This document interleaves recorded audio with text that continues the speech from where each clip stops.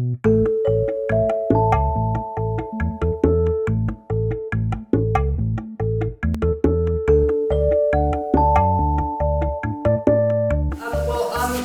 really delighted to be here today to talk to Colin about his new book, A Smell of Burning. Colin is the author of not just this book, but a series of terrific books. But his latest book is a departure from the others. A Smell of Burning, published, as we now know, on Thursday, very exciting, is both a history of epilepsy and a moving account of his brother Christopher's life and death.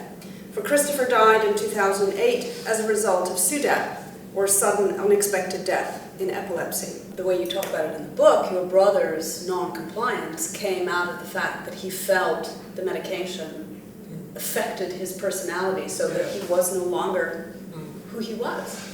I always admired my brother, and I wondered whether my brother and also people with epilepsy were rather special. Somehow I conflated the condition with the individual, and I could never really separate what was that made Christopher so special and peculiar, whether somehow it was a result of his epilepsy. So I was, in a kind of romantic way, drawn to people with epilepsy.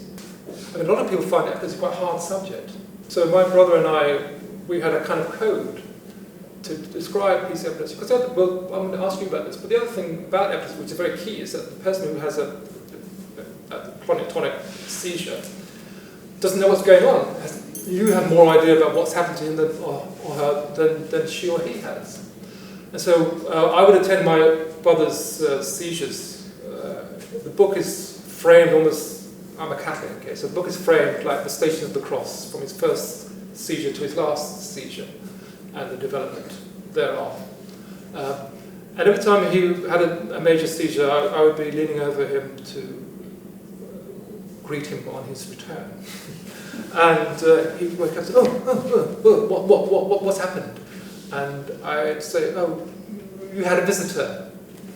And he'd say, oh, a gentleman caller? Any message? And I'd say, he said he'd come again. And I'm glad you laugh, because I think it's funny. There are people who find that kind of sad. It's kind of sad, but also what I wanted to do is have vignettes that introduce the fact that actually, even in the midst of these very debilitating conditions, there is humour to be found.